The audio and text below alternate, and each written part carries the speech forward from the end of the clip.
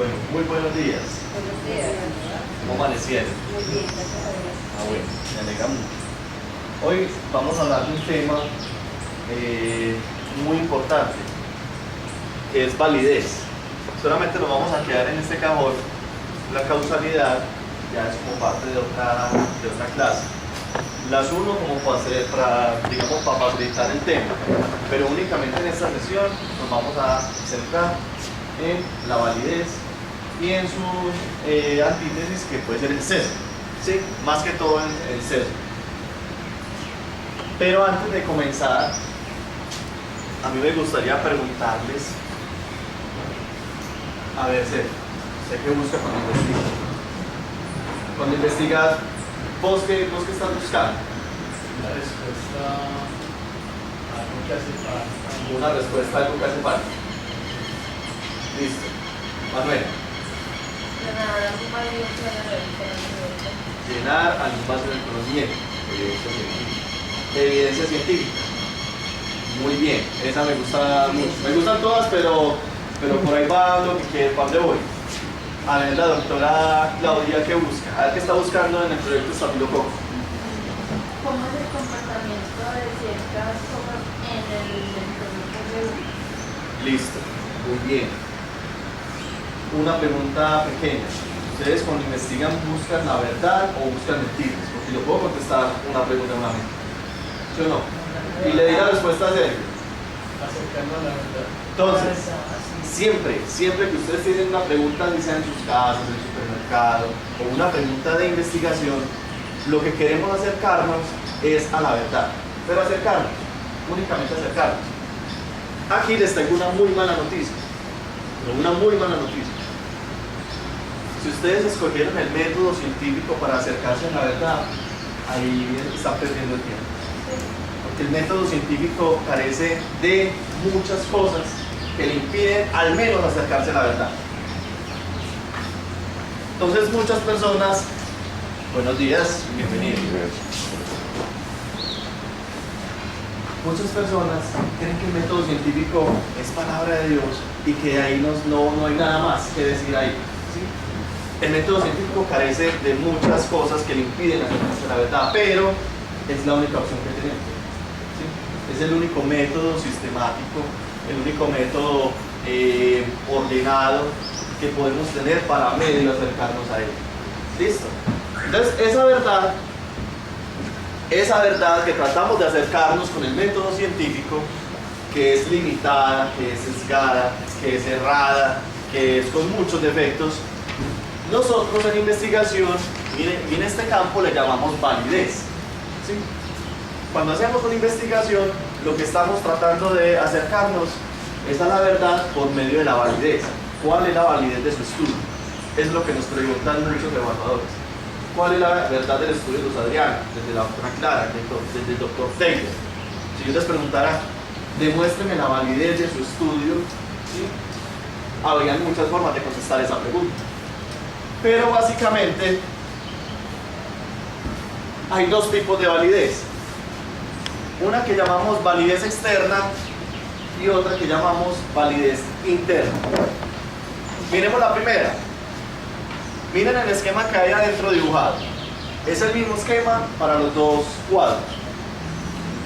Partimos de una población total. Cuando queremos hacer una investigación, nosotros partimos de una población total. Y obviamente por limitaciones de nuestro estudio no podemos abarcarla toda, sino que de ahí tenemos que definir una población, ¿sí? Por ejemplo, la población total con osteoporosis. Ahí me robé mi investigación de acá. La población total de osteoporosis. Pero obviamente no se puede hacer con la totalidad de la población. Entonces, ¿qué hacemos? La definimos. ¿La definimos en dónde? La población total con osteoporosis de la clínica bolivariana. Ya la estamos delimitando. Pero probablemente en la clínica bolivariana hayan 1000, 2000, hasta 3000 pacientes con estas características. Y por cuestiones de tiempo o de presupuesto no se pueden abarcar todas. Entonces ahí volvemos a delimitar un poquito más qué es una población del estudio o la población muestra. Ahí es donde necesitamos extraer una muestra. Esa es la razón por la que nosotros extraemos una muestra.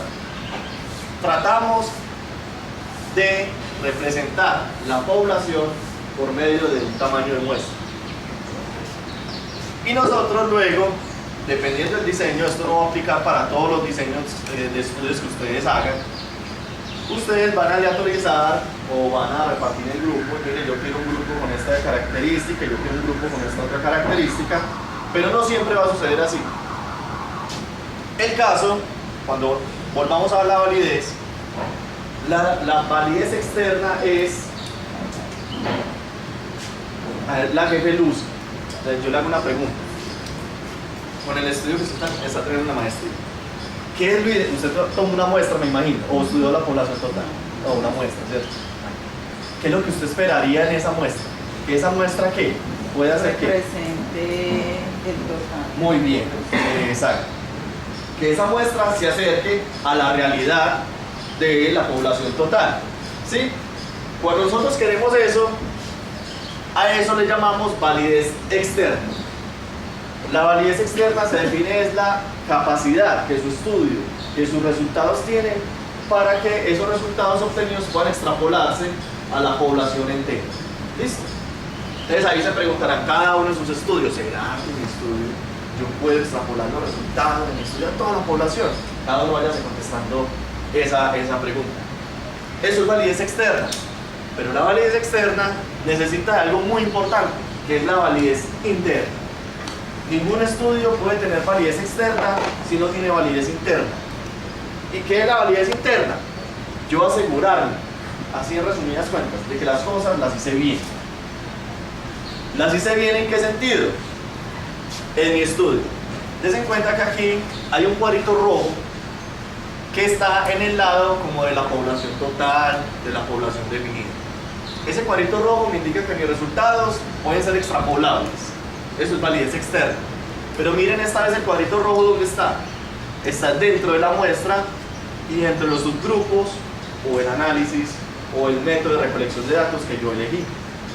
En pocas palabras, yo puedo decir que la validez interna se refiere al método en que yo capté los pacientes, la calidad del dato que obtuve, la forma en cómo digité la información en la base de datos, la forma en cómo yo los analicé, la forma en que, si es el caso, yo distribuí los grupos, si fue de forma aleatoria o si fue de forma, digamos, no intencionada.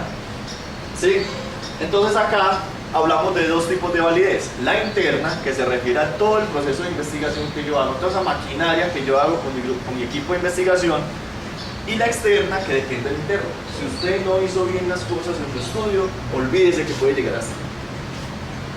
¿Listo? Entonces, la clave en que ustedes hagan un buen estudio de investigación es que puedan extrapolar luego los resultados. ¿Listo? Eso es validez. Pero entonces ahora, todos tenemos un enemigo. Todos. Bueno, pues ojalá no haya enemigos muy malos, vale. Pero todos tenemos un enemigo. ¿Cuál creen ustedes que puede ser el enemigo de la validez? El sesgo. ¿Están de acuerdo? ¿Qué es un sesgo cero? Es un error. Bien. Es un error. El enemigo de la validez se llama error. Se llama error. Pero antes de que pasemos a sesgos, nosotros tenemos que entender un concepto. Ese concepto que yo pienso que a todos nos lo enseñaron en la clase por allá de estadística o de investigación, cuando todos estábamos en el pregrado. Dense en cuenta acá, hay dos tipos de errores. Uno que es el aleatorio y el otro que es el sistemático. ¿Cuál es la diferencia entre los dos? Que el error aleatorio no es ni preciso, tampoco es exacto. Cuando esto lo resumimos en una diana, dense en cuenta que cada punto no tiene un patrón. No tiene un patrón. Ni siquiera da en el blanco y tampoco tiene un patrón de agrupamiento. Un error aleatorio en investigación usted no lo puede controlar ni lo puede predecir. ¿Por qué? Porque hay errores aleatorios cuando nosotros pipeteamos una sustancia. ¿sí? Yo no puedo controlarme, digamos, el genio con el que esté, lo acelerado con el que esté, no puedo controlar eso. Hay errores en la energía, hay variaciones en la energía cuando ponemos una muestra en un equipo. Yo hablo pues con los ejemplos porque yo soy microbiólogo, entonces no me ocurre aquí como a ligero otro tipo de cosas. Lo que les quiero decir acá es que hay errores en la investigación que usted no puede controlar y que se le sale de las manos, ¿sí? En cambio, los errores sistemáticos, a diferencia de los errores aleatorios, sí tienen un patrón de agrupamiento, en donde un disparador puede que tenga una escopeta mal calibrada, pero es un buen disparador, ¿sí? Es un buen ejecutor, o es un buen tomador de datos, es un buen evaluador del peso del paciente, pero puede que su instrumento no esté calibrado. Entonces, podemos tener el ejemplo de que yo tengo un auxiliar de investigación que es experto en tomar tuberculinas, pero lo está midiendo con una regla descalibrada, con una regla de esos de, no sé, que utilizamos en algún momento en el colegio. ¿Qué regla? Regla. Pero aquí podríamos tener también una persona que sea experta en tomar el peso de las personas, pero tenga la balanza descalibrada. Entonces puede ser muy bueno y todas sus observaciones se pueden agrupar, pero nunca van a dar el plan. El error sistemático entonces es preciso. Mire que el aleatorio no lo es, pero no es exacto. ¿Listo? El error sistemático sí se puede controlar. Esa es la principal diferencia entre un error aleatorio y un error sistemático. El error aleatorio ni es preciso ni es exacto y no se puede controlar, son variaciones en muchos aspectos, y el error sistemático, aunque son errores, aunque son sesgos también, se puede controlar, al menos se puede disminuir y tiene otras características.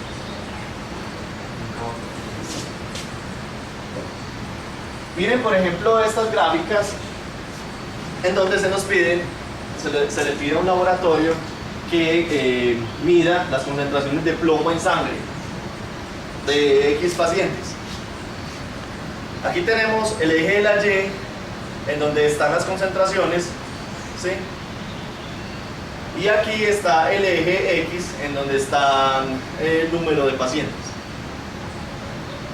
Acá hay una recta que nos está diciendo que el laboratorio de referencia lo hizo con todos sus equipos muy bien calibrados, y esta es la referencia que tenemos que seguir, ¿sí? Este es el comportamiento que esa sustancia en sangre debería tener. El laboratorio 1, cada puntico es una medición. Ya se cuenta que el laboratorio 1 estimó un promedio de plomo en sangre de 12,2 microgramos por decilitro. ¿Ustedes qué dirían? ¿Que este laboratorio se acercó o no se acercó a los resultados del laboratorio de referencia? Depende. Miren, no necesitas ser microbiólogo para hacer nada de esto, es muy fácil. Sí se acercó, sí se acercó. Este laboratorio pudo haber controlado todos sus sesgos, al menos sistemáticos. Los errores aleatorios probablemente no. Pero miren este otro laboratorio. El promedio estimado del segundo laboratorio también fue de 12,2. Pero miren el comportamiento de los puntos. ¿Qué habrá pasado acá? Promedió el mismo resultado que el laboratorio de referencia y que el laboratorio 1. Tiene mayor incertidumbre. Pueden tener mayor incertidumbre, y eso se traduce en qué? Mayor sesgo en su rasgo para Exacto, pueden tener mayor sesgo, pero pueden tener un microbiólogo bien calibrado, sea un experto en pipettear, un experto de metalurgia. Si usted lo deja más tiempo ahí en la mesa, se le va a descomponer la sangre y todo eso, pero la máquina probablemente no haya estado bien calibrada, ¿sí? Pero pudo haber logrado un mejor resultado. Miren este laboratorio, laboratorio 3. El promedio de referencia es 12,2 microgramos, este le dio de 15,4. Pero ¿qué pasó acá? Tienen la misma tendencia. O sea que eso se podría decir que es preciso, pero no es exacto. Porque miren que a pesar de que tienen un comportamiento uniforme, ¿sí? Aquí también tenían un buen ejecutor, pero tenían una máquina mal calibrada. ¿sí? Se aleja del laboratorio de referencia, ¿sí? Aquí tenemos un ejemplo en donde es un equipo mal calibrado, es un sesgo, es un error grande de medición y se puede controlar. Y por ejemplo, ¿cómo ven este? 27,7 microgramos, nos van a matar con el laboratorio. 27,7, casi el doble, más del doble. Este no es ni preciso ni es exacto. ¿Listo? Entonces des en cuenta cómo algo tan simple que estamos viendo acá se puede traducir en niveles sanguíneos, se puede traducir en niveles de referencia que pues, nos puedan dar los laboratorios X y así en ese sentido empresas farmacéuticas y un montón de cosas. Entonces cómo se ven reflejados los resultados acá. No quiero que lean todo esto, es muy aburrido leerlo, pero des en cuenta que les traje tres de muchas, encontré muchas, 3 definiciones de errores sistemáticos. Bueno, se me olvidó decirles. De los dos tipos de sesgos que vimos ahorita, el aleatorio y el sistemático, nos vamos a centrar en el sistemático. ¿Sistemático por qué? Porque es definitivamente lo que nos trae en esta pequeña charla. Porque un error sistemático se traduce en un sesgo. ¿Y qué les dije ahorita de los errores sistemáticos? Que se pueden ¿qué? Se pueden controlar, se pueden disminuir, no se pueden evitar con la totalidad, como nos gustaría. Y por eso es que la ciencia es limitada, porque usted no puede disminuir al 0% un sesgo, pero sí lo puede disminuir. Pero definamos lo primero. ¿Qué es un sesgo? Es un error sistemático. Miren que en ninguna parte dice que es un error aleatorio, es un error sistemático que se da en 3 partes muy importantes del estudio. Se puede dar en el diseño, se puede dar en la recolección o en la conducción del estudio y se puede dar en la fase analítica. En síntesis, un sesgo se puede presentar en cualquier momento de la investigación que se esté haciendo. Bien sea en la escritura, desde la escritura también ustedes están expuestos a hacer. ¿Por qué? Porque ¿qué pasa cuando ustedes solamente leen literatura en inglés? Están dejando de lado lo que se ha publicado en otros países, en chino por ejemplo. Uno ve un artículo en chino, eso no lo lee ni el berraco. Pero estamos desechando los resultados que se obtuvo en ese estudio. Entonces únicamente leemos en inglés. Ahí ya usted empezó con un sesgo. Cuando nos dicen, no, literatura en español no sirve, solamente en inglés. Ahí donde están ya mucho más grande el sesgo. Es que estamos desechando la literatura en español. ¿Qué más se parece a las de nosotros? Probablemente. Cuando nos dicen, no, busquen esta base, en la base de datos 1, en la base de datos 2 y en la base de datos 3, estamos dejando la base de datos 4 y la 5 por fuera. Ahí ya usted tiene que. Y usted ni siquiera se da cuenta. En la conducción, cuando usted elige los pacientes, por ejemplo, a conveniencia. Por ejemplo, no puedo hacer una muestra, no tengo tiempo de efectuar una muestra, no tengo tiempo de formar grupos. Venga usted, me agarro un grupo con usted y hago el estudio. Ahí ya hay sesgos de selección. ¿Sí? Ya usted está sesgando la investigación. Entonces, en síntesis, un sesgo es un error sistemático que se da tanto en la escritura o en la fase de diseño, en la conducción y en la fase analítica del estudio. ¿Hay preguntas hasta acá? Bueno. Los sesgos, que son errores sistemáticos que se pueden controlar, se pueden disminuir, básicamente son 3. Los que ustedes están viendo ahí, los de selección, los de información y los de confusión. ¿Listo? Vamos a hablar un poquito, solamente un poquito de cada uno de ellos. Hablemos de los sesgos de selección. ¿Qué es un sesgo de selección? Básicamente cuando usted elige mal el grupo de pacientes que usted va a estudiar.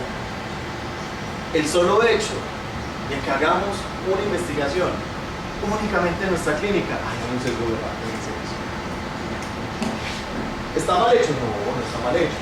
Ustedes tienen que ser conscientes de que la investigación tiene un sesgo. ¿Sí? Un sesgo de selección.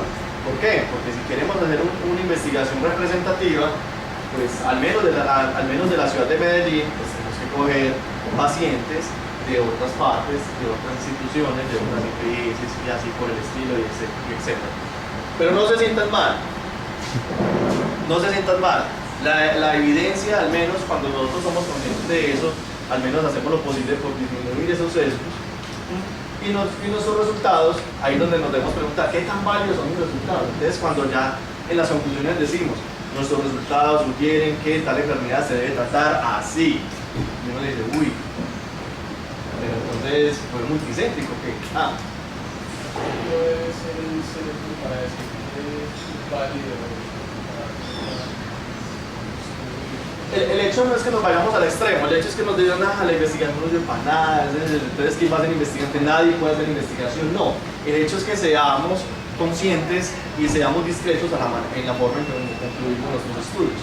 ¿Listo? Ahí es donde el mensaje que yo quiero llegar. Todos los estudios tienen sesgos, pero la clave está en saber concluir. ¿Cómo vamos a concluir? Y no tener conclusiones deterministas pues, y papistas, como se puede llamar. Se producen durante la selección o el seguimiento, los sesgos de selección. Conllevan errores en la clasificación de los grupos del estudio. ¿Qué pasa acá? Yo les decía en la primera clase que hay un tipo de estudio muy propenso a este tipo de sesgos. Por ejemplo, los estudios retrospectivos o los reportes de casos. Cuando realizamos un reporte de casos, nosotros estamos de alguna forma seleccionando el paciente. Bueno, nosotros no, los médicos o los enfermeros que tienen un ojo muy crítico y decir, este caso es interesante. Y vamos a hacer un reporte de casos de este paciente. Pero ustedes lo están seleccionando. ¿Sí? De esta forma, ya de entrada tenemos un sesgo de selección, pero no importa. El diseño del estudio tiene una fortaleza muy grande y ya se la digan otra vez que es el puente entre investigación y investigación básica y que de ahí pues hay muchas otras cosas. ¿Sí? Aquí está la mayor frecuencia en los estudios retrospectivos. Acá hay una selección, un sesgo de selección también por ejemplo, los estudios de casos y controles, en donde ya sabemos quién tiene la enfermedad y no hacemos un rastreo aleatorio, sino que ya sabemos quién tiene la enfermedad, qué pacientes la tiene y los vamos a incluir en el estudio. Somos nosotros quienes buscamos los pacientes. Entonces ya de ahí cuando nosotros seleccionamos los pacientes, estamos cometiendo errores de selección. ¿Por qué se corrigen con diseños experimentales? Porque acuérdense que el brazo de los estudios experimentales, que se los mostré por este lado, tiene un aspecto muy importante, y es que la selección de los pacientes se hace de forma aleatoria. ¿Sí? Cuando usted selecciona los grupos, grupo de casos, grupo de controles, o grupo de expuestos y grupo de no expuestos, ustedes lo que están haciendo es seleccionando los pacientes esperando a que lleguen. Ahí ya hay sesgos de selección. Pero en los estudios experimentales es de forma aleatoria en cómo se forman esos grupos. Tengo un paciente, la misma probabilidad tiene el paciente de irse para este grupo que de irse para este. Entonces, ¿quién lo va a elegir? ¿Usted como investigador? No, lo elige una máquina en donde usted va para este grupo y este va para este. Entonces, de esa forma se disminuye, pero no se evita. Hay sesgos relacionados, ya cuando ustedes lean sesgos, ustedes van a leer sesgos de todas las denominaciones y con todos los nombres que ustedes quieren. Entonces por eso les pongo aquí los sesgos relacionados, porque cuando leemos un sesgo de incidencia-prevalencia, no vamos a entrar pues en detalle de este tipo de sesgos, los sesgos de exclusión, que todos están relacionados con la selección de los pacientes. ¿Listo? ¿Hay alguna pregunta con los sesgos de selección?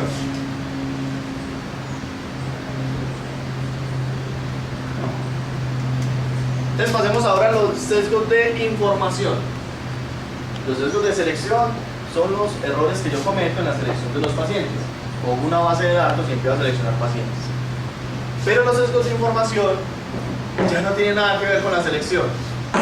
Ya tiene que ver es con la calidad del dato. La calidad del dato. La fuente que usted tomó el dato.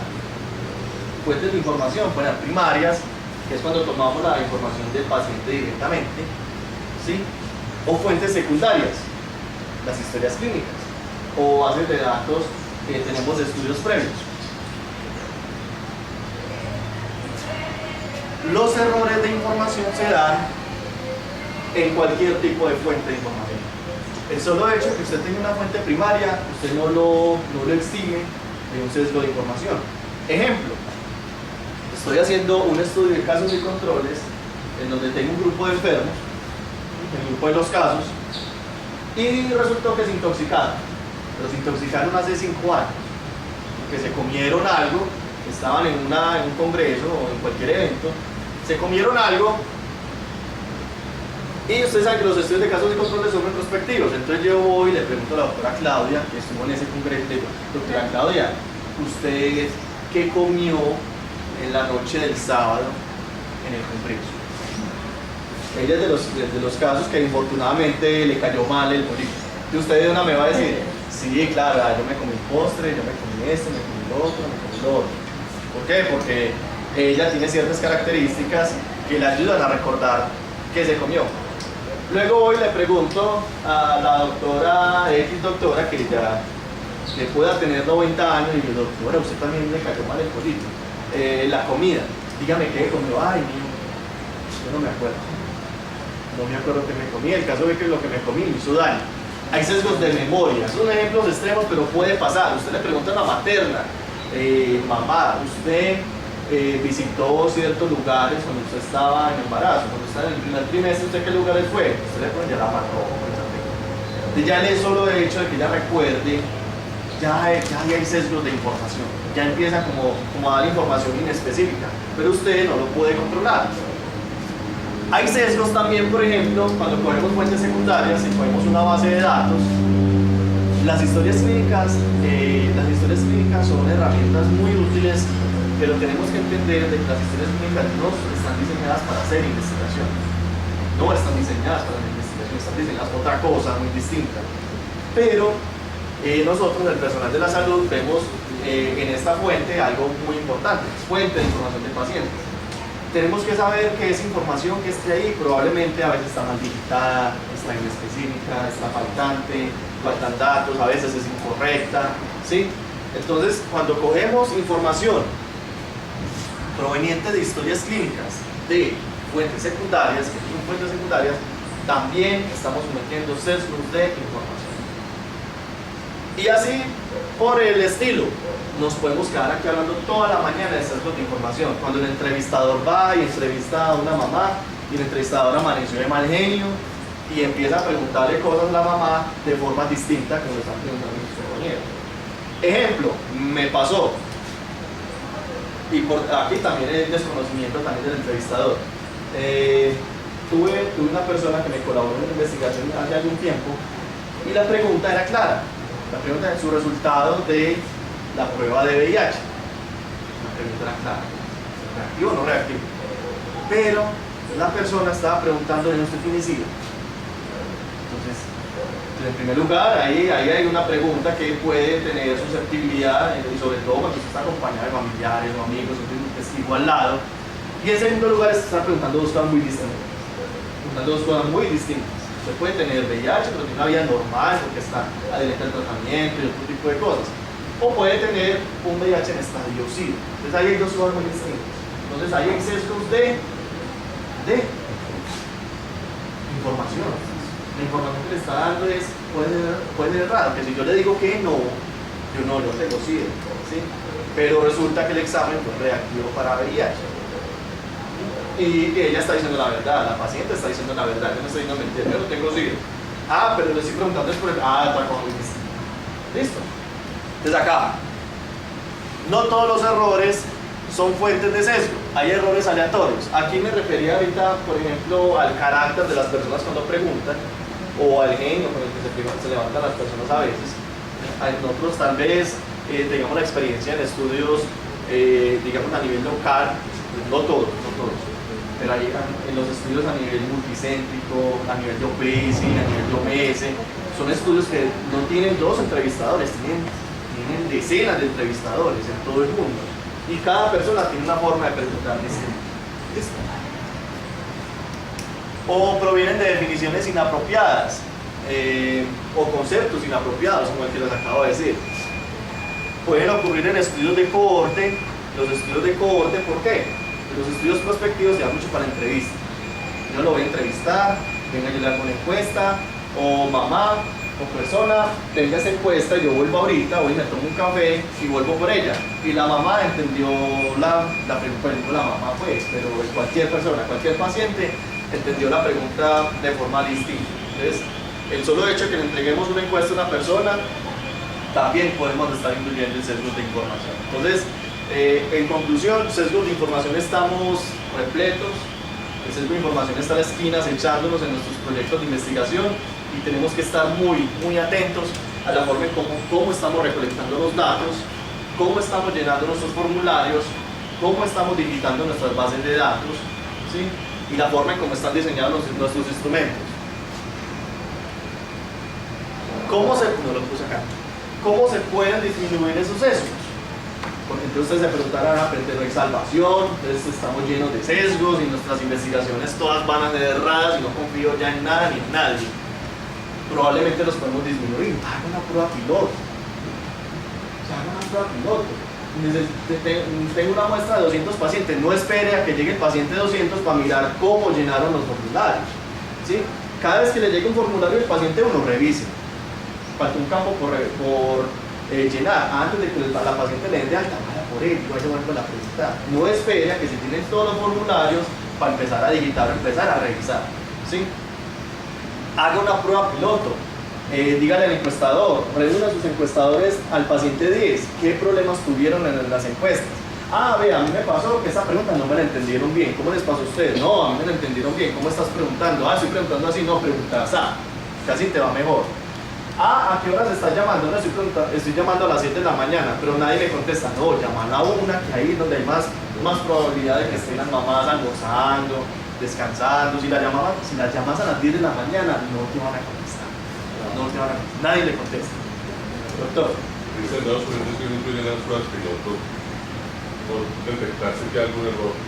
¿Se vuelven a repetir estas muestras de la prueba piloto o se continúa y se corrige el error de los que ya vienen con eso? No, depende del error. Cuando el error es, eso ya lo determina el investigador. Si bien entendí la pregunta es, hacemos la prueba piloto y esos pacientes incluyen o se excluyen. Sí.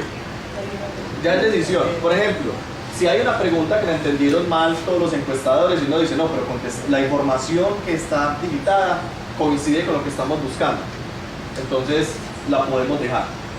Segundo caso, si la información que está ahí no coincide, no, eso no es lo que yo estaba preguntando, la excluyo, no, ¿dónde está el paciente? Está aquí en el hospitalizado, yo puedo ir, volver a preguntar, paciente, qué pena, ¿usted me quiso decir esto aquí o no me quiso decir esto aquí? No, esto sí te lo puede corregir, pero ya si el paciente está lejos, si tenemos estamos haciendo un estudio con población carcelaria, le dieron de libertad, se voló, pasó, son casos que definitivamente no pasan, son casos que definitivamente hay que excluir. Entonces, uno que va a que no los excluya, porque es tiempo, pues no es lo mismo tener ya 10 pacienticos en el estudio que tener 0 y tenerlos que devolver. Es tiempo de contratación del personal. Entonces uno brega que no se excluya, pero ya uno nos excluye por la última.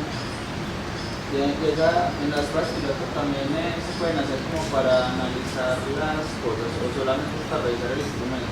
Porque es que una vez lo que ha pasado, pues también me pasó en mis estudios, es que uno diseña el formulario como cree que ya conoce los análisis, ya faltó esta pregunta. Exacto, cosa, es muy importante. Ya devuélvase, yo no, ya devuélvase. Ya devuélvase, claro. Eso es la ventaja de no dejar nada para lo último. Entonces, diseña el formulario y simultáneamente o un tiempito después diseña la base de datos. ¿Sí? Diseña la base de datos. ¿Por qué? Porque eso le da pie a lo que dice el doctor Santiago. Si usted se equivoca en el formulario, muchas veces la forma de hacer el formulario es una forma distinta en cómo usted organiza las variables en la base de datos. ¿Sí? No es decir, me corregirá. Entonces usted diseña el formulario, empieza a recoger los primeros pacientes y empieza a diseñar la base de datos. Y esos 10 pacientes primeros, métalos en la base de datos. ¿Sí? Entonces usted se da cuenta, no, esta pregunta no está bien categorizada. No, en esta pregunta hay 3 preguntas distintas. Y usted empieza a organizarlo. Entonces todo es desde el principio. Porque hay investigaciones, nos pasa a todos, que recogemos toda la información y ya por ahí al final hacemos la base de datos. Bueno, listo, vamos a editar. Y pasa lo que faltó preguntar el sexo. Ay, no doy gusto. Esta es una tablita en donde resumen los tipos de errores de medición o de información, en donde están todos los casos, casi todos los casos que hablamos, y hasta más, errores del observador, el del sistema de medición, los errores de fatiga, son muy importantes. No es lo mismo yo levantarme a hacer una entrevista a las 7 de la mañana, así bien contento, y hacer otra entrevista a las 5 de la tarde. No, como investigador sea consciente, el entrevistador también necesita descansar, entonces no es la misma forma de preguntar. Y lo mismo de digitar.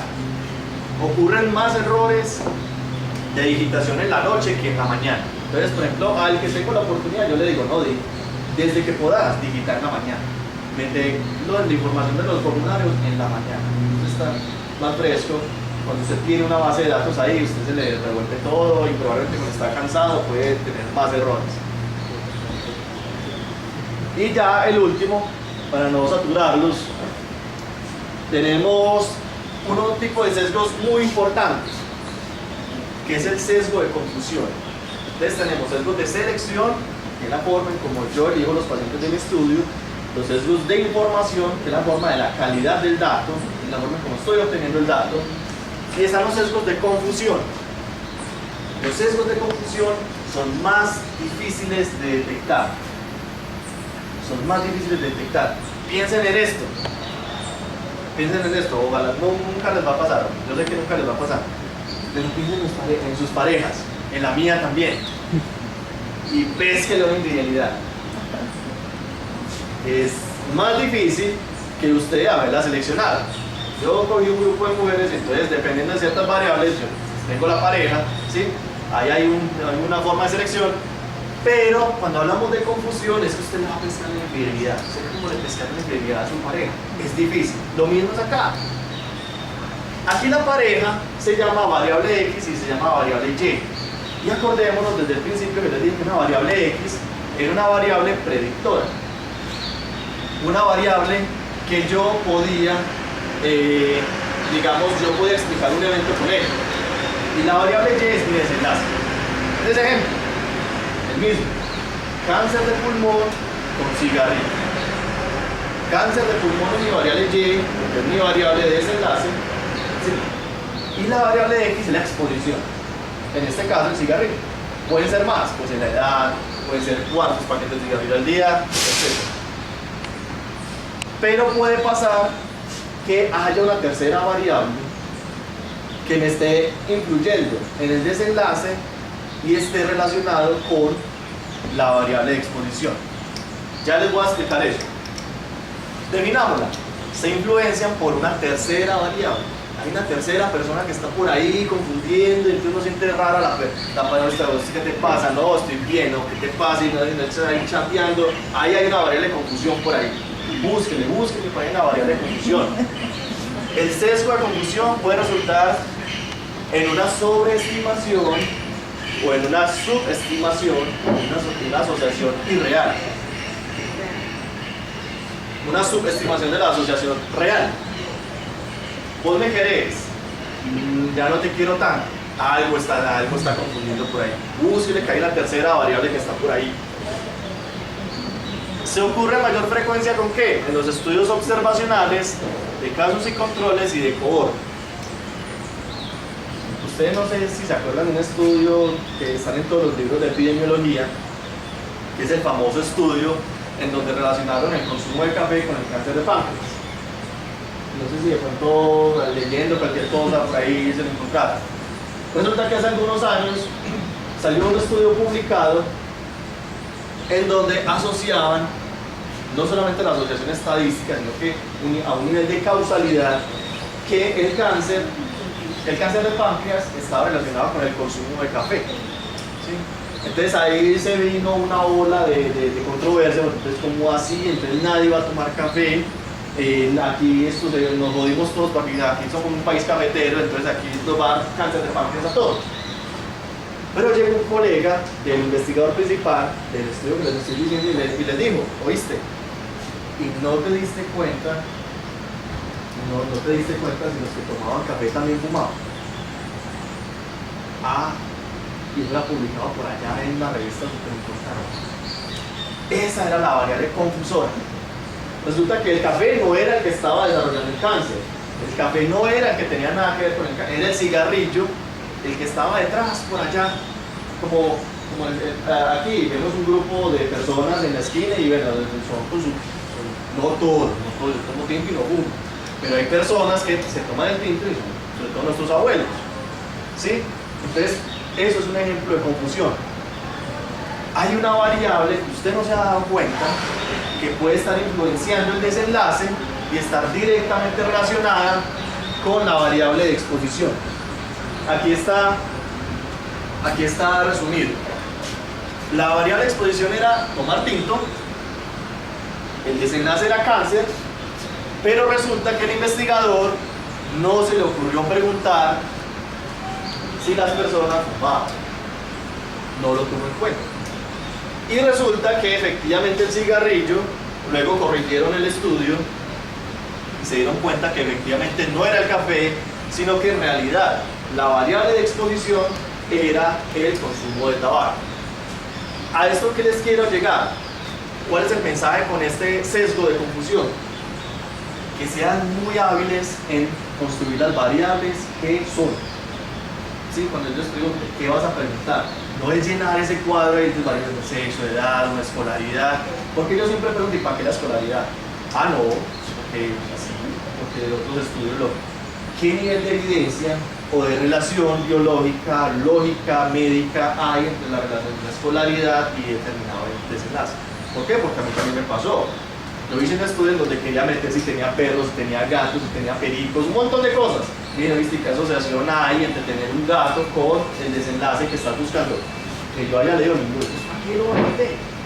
Son variables que estorban, es variable que usted le quita tiempo recolectarlas, digitarlas, se puede equivocar y no le van a aportar nada. Pero hay otras variables que sí son importantes y son cada uno de ustedes como expertos en investigación que tienen que saber preguntar. ¿Listo? Ese es el mensaje con este sesgo de confusión. ¿Cómo se pueden corregir?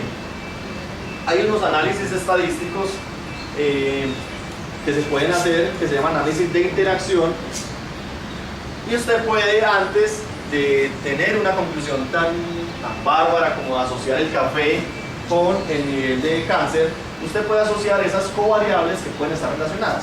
Por ejemplo, no siempre vamos a tener las variables tan derechitas como el consumo de cigarrillo y el consumo de café, sino que ustedes van a tener, por ejemplo, otras enfermedades más escondidas. La raza, por ejemplo, puede estar influyendo en algunas enfermedades que uno no se han dado cuenta. Entonces hay unos análisis que se llaman análisis de interacción, en donde básicamente miramos si hay asociación, si con unos índices que las máquinas dan, usted ya se da cuenta, están interactuando esas dos variables, entonces ahí puede haber un determinado nivel de confusión. El sesgo de confusión, digamos que son más propensos en aquellos estudios que son de cohorte o pueden ser experimentales, o son experimentales. Los estudios experimentales también son prospectivos, y ahí es donde usted se puede dar cuenta que haya variables de confusión. No en todos los estudios se detecta confusión, pero sí se pueden, digamos, prever. Se pueden prever. Ustedes como investigador, así sea en un estudio retrospectivo, así sea en un estudio descriptivo, ustedes tienen que mirar, preguntemos esto y preguntemos esto. ¿Qué otras variables voy a leer para mirar qué otras variables están asociadas? ¿Qué otros factores de riesgos hay? Y pregunten. Listo. Aquí pueden entonces controlarse con evaluar la interacción por medio de análisis estratificados, y de esta forma pues podemos disminuir los sesgos de confusión. ¿Hay alguna pregunta hasta acá? Y ya, eso era lo que les iba a decir. Ya eso es otro tema distinto que podemos hablar. Después, si se estratificaba, de poner varias variables aplicadas en el cerebro. Sí, hay análisis estratificados. Usted comienza con dos variables. Entonces hay varios análisis. Usted comienza con un análisis estratificado que pone a interactuar dos variables. ¿Sí? Una variable que tenga varias categorías, por ejemplo la edad. La edad se puede dividir entre 0 y 15, 16 y 30, 31 y 40. Pero resulta que una de esas categorías le puede estar interactuando con la variable de desenlace. Entonces, el software, pues por el análisis, puede darse cuenta de eso. Entonces, usted lo que hace es categorizarlas de otra forma, o dividirlas en dos grupos, o ya, pues dependiendo de la variable, ya usted toma la decisión de cómo controlar ese exceso. Listo. Bueno, muchas gracias. Que tengan un buen día. Gracias, Luis. Gracias.